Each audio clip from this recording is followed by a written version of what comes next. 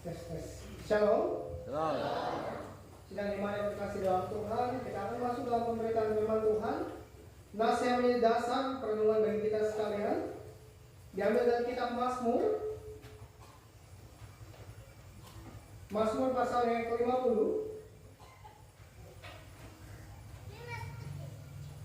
ayat yang ke-7 sampai dengan yang ke-15. Di bawah perikop ibadah yang sejati.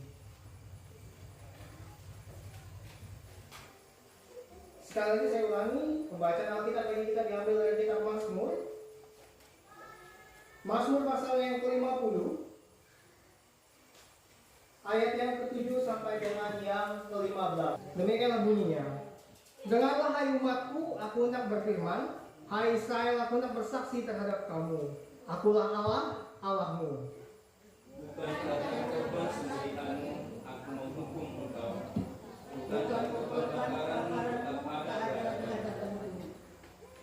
Tidak usah aku mengambil lembu dari rumahmu atau kambing jantan dari kandangmu. Sebab punya akulah segala binatang Tuhan, dari bumi hewan di bumi. Aku kenal segala burung di udara, dan apa yang bergerak di padang adalah dalam kuasaku. Jika aku lapar, tidak usah dikatakan kepadamu. Sebab punya akulah dunia dan segala isinya. Daging lembu jantankah aku makan, atau darah kambing jantankah aku minum? Persembahkanlah sorghum sebagai korban kepada Allah, dan bayarkan nazarmu kepada yang Maha Tinggi. Berserulah kepadaku pada waktu kesesakan, aku akan meluputkan engkau, dan engkau akan memuliakan aku. Demikian jawab pembacaan firman Tuhan. Berbagi orang membaca firman Tuhan dan mengenai dalam kehidupannya hari lepas hari. Amin. Sebelum kita bersama merenungkan kebenaran firman Tuhan, mari kita bersatu hati, kita berdoa. Bapa Surgawi dalam Tuhan Yesus Kristus, bersama telah kami baca kebenaran daripada firman-Mu ya Tuhan. Maka demikian kami mau supaya Tuhan menganugerahkan hikmat, pengertian dan akal budi bagi kami untuk memahami apa yang menjadi isi hatinya Tuhan. Sehingga kelak ketika kami buat segala yang baik dalam hidup kami, maka demikian hidup kami akan diberkati dan kami akan diberkat. Kami menjadi terang dan garamnya Tuhan dimanapun kami ada, sehingga kasih Tuhan boleh orang lihat dari kehidupan kami. Demikian ya Tuhan, berfirmanlah, sebab kami siap untuk mendengar. Amin. Shalom. Sidang jemaat yang terkasih dalam Tuhan Yesus Kristus. Hari ini saya diundang Pak Esau untuk jadi tamu datang ke acara ini. Tiba-tiba diminta pelayanan. Tapi demikianlah firman Tuhan. Beritakanlah Injil, siap tidak siap waktunya. Demikian saya mulai khotbah saya dengan tidak satu tapi dua pertanyaan yang saya minta dijawab, jangan cuma direnungkan. Pertanyaan yang pertama ialah, apakah Bapak Ibu sedang jemaat sekalian percaya bahwa segala sesuatu yang di bumi dan di langit adalah kepunyaan Tuhan? Percaya. Lalu demikian, dan pertanyaan kedua lanjutannya, apakah Bapak Ibu juga percaya semua yang jadi kemilikan Bapak Ibu, harta benda, rumah, ladang, bahkan semuanya itu juga kepunyaannya Tuhan? Nah, tepat jika Bapak Ibu bilang percaya, karena memang segala sesuatu itu kepunyaannya Tuhan. Tidak ada sesuatu yang kita punya dalam hidup dan kehidupan ini. Kita datang ke dunia, datang dengan telanjang, kita mati, juga tidak membawa apa-apa dari dunia ini. Lantas, itu membawa pengertian bagi kita sekalian. Apa sebenarnya yang kita miliki di tengah-tengah dunia ini? Apa arti harta benda dan kekayaan yang kita miliki? Apa arti segala hal yang sudah kita usahakan selama ini? Untuk menjawab hal ini, saya teringat satu perumpamaan yang Tuhan Yesus ajarkan untuk murid-muridnya. Perumpamaan itu adalah soal talenta. Saya percaya kita semua ingat perumpamaan ini. Ada 3 orang diberikan talenta oleh tuannya. Yang pertama diberi 5 talenta, yang kedua diberi 2 talenta, yang ketiga diberi 1 talenta. Seperti yang kita ketahui dari kisahnya, yang dapat 5 talenta dan 2 talenta, mereka mengerjakan apa yang dipercayakan oleh tuannya. Dan yang terakhir yang cuma mendapatkan 1 talenta, ia tidak mengerjakan apa yang sudah dipercayakan oleh tuannya. Sehingga kelak di saat tuannya datang, ia dihukum. Demikian juga 2 orang tadi yang setia, mereka diberi kesempatan untuk menikmati sukacita bersama tuannya karena mereka dipandang setia. Ini adalah penjelasan terbaik untuk menjelaskan segala hal yang boleh kita miliki di tengah-tengah dunia. Bapak Ibu sekalian, saya juga, segala hal yang boleh kita miliki, segala hal yang boleh kita kerjakan, segala hal yang boleh kita usahakan, semuanya itu sesuatu yang Tuhan percayakan dalam diri kita sekalian. Nggak satupun dari kita punya itu. Itu adalah kepercayaan Tuhan. Kalau hari ini Bapak Ibu diberi kepercayaan, diberi pekerjaan, diberi tanah dan ladang, diberikan segala yang baik, itu anugerah dari Tuhan. Kerjakanlah dengan baik, karena kelak Tuhan datang, Tuhan minta pertanggungjawaban atas segala hal yang boleh Bapak Ibu miliki pada saat ini. Demikian juga dengan Pak Esau. Kelak suatu saat Tuhan akan minta pertanggungjawaban dari apa yang sudah Tuhan beri bagi dia. Talentanya untuk bekerja melayani Tuhan, talentanya untuk bekerja melayani Tuhan. Maka demikian untuk segala sesuatu yang sudah Tuhan percayakan dalam hidup dan kehidupan kita, kita kerjakan semuanya sebaik yang kita bisa. Karena kelak ada masanya Tuhan meminta pertanggungjawaban untuk segala hal yang sudah Tuhan percayakan daripada kita pada saat ini. Sekarang kita masuk dalam nas kita hari ini, di mana Tuhan memperjelas dari ayat 7 sampai ke 15. Jelas kata Tuhan, segala sesuatu yang ada di dunia ini adalah miliknya dan kepunyaannya. Mau itu lembu, mau itu kambing, mau itu burung-burung di udara, dan apa yang bergerak itu semua kepunyaannya Tuhan. Apa yang ada di seluruh dunia ini itu punya Tuhan. Bahkan kalau boleh jujur, kita manusia ini juga kepunyaannya. Kita manusia yang diciptakan oleh Tuhan. Amin. Namun di masa Israel ada suatu kesalahan yang bangsa Israel buat sampai Tuhan berkata seperti yang boleh kita baca pada nas kita hari ini. Mereka punya suatu pola pikir yang salah, mereka punya mindset, mereka punya cara pandang yang salah, dan itu sangat menyakiti hati Tuhan. Bagi orang Israel, mereka menggampangkan kesalahan dan dosa yang mereka buat karena berpikir kami sudah beri persembahan kepada Tuhan, pasti dosa kami diampuni. Dalam pikiran mereka tidak masalah, nggak apa-apa untuk terus bikin dosa, atau nanti juga dihapus kalau kita sudah kasih persembahan ke Tuhan. Kalau kita kasih segala macam hal ini pasti Tuhan senang, kan? Apa? Ada pada pemberitaan firman Tuhan, ada pada suara Tuhan. Di zaman dulu pusat peribadahan itu ada pada persembahan yang orang Israel beri. Makanya di zaman sekarang yang ada di tengah gereja itu mimbar. Di zaman dulu yang ada di tengah bait suci itu mezbah Tuhan. Karena pada waktu itu persembahanlah yang paling penting.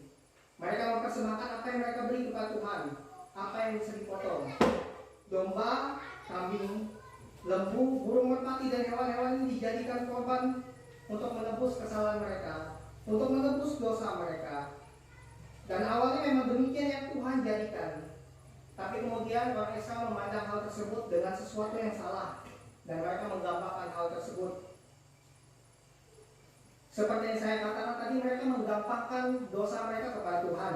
Tidak masalah kita bikin dosa, atau nanti kita bayar pakai korban, atau nanti kita potong kambing kita juga untuk bayar dosa kita, atau kita juga bakar lembu kita untuk Tuhan. Dan di sini Tuhan tegaskan kepada mereka sekalian bahwa Tuhanlah yang mempunyai segala sesuatu yang ada di dunia ini. Bahwa semuanya yang ada pada mereka itu juga kepunyaannya Tuhan. Bahkan Tuhan tegaskan bahwa segala sesuatu adalah miliknya dan kepunyaannya. Maka demikian pentinglah bagi kita untuk memikirkan hal ini dan tidak menggampangkan bagi Tuhan. Jangan anggap kita spesial atau anggap kita hebat karena kita punya banyak hal. Ketahuilah, segala hal itu Tuhan beri dan Tuhan percayakan kepada kita. Kalau kita menjaga dan mengelola apa yang sudah Tuhan percayakan, Tuhan bisa ambil kapanpun Dia kehendaki dalam hidup kita. Bapak Ibu sekalian, maka inilah pelajaran bagi kita. Mari kita mengucap syukur kepada Tuhan karena memang Tuhan adalah Tuhan yang baik. Dia karuniakan apa yang baik untuk kita bisa kelola, untuk kita bisa nikmati, untuk bisa kita syukuri. Semuanya yang Tuhan punya, Tuhan ingin kita kelola dengan baik-baik dalam hidup dan kehidupan kita. Nggak lebih, nggak kurang, supaya Tuhan tahu. Dan supaya Tuhan melihat bagaimana kita mengelola, sehingga ketika Tuhan melihat, maka di sana Tuhan bisa mempercayakan segala sesuatu yang baik kepada kita. Demikian kata firman Tuhan, seperti nasnya dalam talenta, ketika orang ini bisa dipercaya dengan 5 talenta, dengan 2 talenta, di sana Tuhan baru mempercayakan mereka yang lebih. Demikian juga dalam hidup, Tuhan tidak akan percayakan sesuatu yang lebih dulu kalau memang mengelola yang sekarang ada pun kita masih belum bisa. Itu cara pandangnya Tuhan dalam hidup dan kehidupan kita. Maka percayalah kepada Tuhan, kita belajar kelola apa yang ada sekarang pada kita. Nggak usah muluk-muluk lihat berkat orang lain, tidak usah muluk-muluk lihat kehidupan orang lain. Percaya saja, ketika kita kerjakan segala yang baik yang ada pada kita sekarang, Tuhan sanggup melimpahkan yang lebih untuk hidup dan kehidupan kita. Karena demikian, Tuhan adalah Tuhan yang setia dan Tuhan yang memberkati kita menurut apa yang Dia pandang baik. Inilah ucapan syukur terbaik yang bisa kita beri kepada Tuhan. Kita mengerjakan dan mengelola apa yang terbaik yang bisa kita buat pada saat ini. Dan demikianlah cara kita juga untuk hidup bahagia. Cara untuk hidup bahagia dan selalu positif adalah melihat hal-hal baik dalam hidup kita. Saya katakan ini pada khotbah saya sebelumnya. Di Kumpai Panjang, saya pada ayat 3 saya katakan kepada mereka begini. Seumur hidup kita nggak bakal pernah bahagia kalau kita melihat hidup orang lain terus. Setengah mati kita akan ini dan setengah mati kita akan merasa kita selalu kurang. Kalau yang kita lihat selalu kehidupan orang lain. Caranya untuk bahagia itu sederhana. Lihatlah kehidupan kita dan mulailah lihat itu sebagai sesuatu baik. Syukuri karena demikianlah hal baik yang boleh kita terima. Karena sejujurnya Tuhan mengaruniakan segala yang baik bagi kita. Kalau di sini ada yang punya rumah maka bersyukurlah. Ada sepertiga manusia di dunia yang nggak punya rumah dalam hidup dan kehidupannya. Kalau di sini ada yang punya pekerjaan maka bersyukurlah. Banyak orang di luar sana yang setengah mati mencari pekerjaan.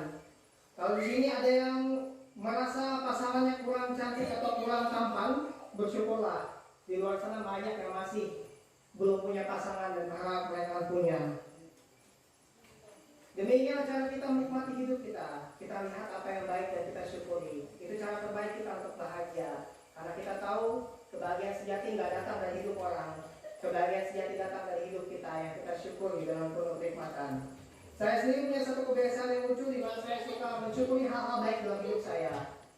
Contoh sederhananya kemarin saya tuh cuma bilang apa kabar ke salah satu jemaat. Datang sebentar ngobrol-ngobrol, dikasih teh, pulang-pulang dikasih durian 2 buah. Itu satu hal yang kecil, tapi saya pikir sederhana. Dan itu berkat. Karena buat saya, di luar sana orang tuh capek-capek beli, keluar uang buat beli durian. Saya pikir saya cuma bilang, apa kabar, tanyakan keadaan orang lain, mereka merasa dikasih dan mereka kasih saya berkat. Itu satu berkat yang saya pikir tidak semua orang bisa punya.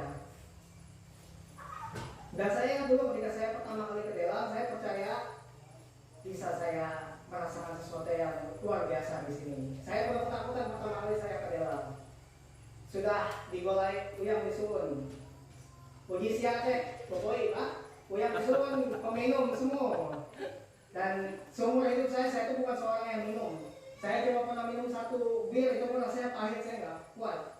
Sampai sini hampir setiap selesai kegiatan, ibadah ucapan syukur dan semuanya, keluarlah. Kalau kata penulis, air susu Kalimantan. Tapi sana saya minum 1-2 gelas, ternyata rasanya manis dan enak. Dan 1-2 gelas nggak bikin mabuk. Dan demikianlah hal yang awalnya saya takuti sekarang jadi hal yang jadi sukacita dan hal yang jadi syukur saya. Karena demikian, saya awalnya takut, tapi demikian sekarang malah saya tanya-tanya masih ada air korup kayak demikianlah ketika saya melihat hal baik dalam hidup. Memang tidak seindah yang orang lain punya, tapi ketika saya melihatnya dengan sesuatu yang baik, cara pandang yang baik, demikian hidup saya penuh dengan sesuatu yang baik. Dan nyatalah bahwa Tuhan tidak pernah kurang dalam memberkati hidup dan kehidupan saya. Begitupun bagi Bapak Ibu yang mau membuka mata dan melihat kehidupan Bapak Ibu sebagai suatu berkat. Pada saat ini saya percaya saya bisa jadi vikaris ini karena kepercayaan dan berkat yang Tuhan beri. Saya percaya nggak semua orang dikasih kesempatan untuk melayani Tuhan. 5 tahun yang lalu jangankan mikirkan jadi hamba Tuhan. Untuk ngomong saja saya masih gak hidup. Apalagi di depan banyak orang seperti ini. Tapi demikianlah Tuhan punya caranya untuk membentuk, untuk memproses, untuk menjadikan kita sesuatu yang baik. Karena nyatalah bahwa Ia adalah Tuhan yang baik, yang memberkati hidup kita menurut apa yang Ia pandang baik. Dan salah nyata kebenaran bahwa Tuhan itu mengasihi kita sekalian. Jadi marilah kita bersyukur untuk segala sesuatu yang sudah ada dalam hidup kita. Kita syukuri hal itu sebab ada kata yang menyebutkan seketika kita coba hitung-hitungan sama Tuhan, maka demikian kita tidak akan pernah habis menghitung berkatnya dalam hidup dan kehidupan kita. Kiranya ini boleh menguatkan kita sekalian. Tuhan Yesus memberkati kita melalui firman-Nya. Amin untuk firman Tuhan.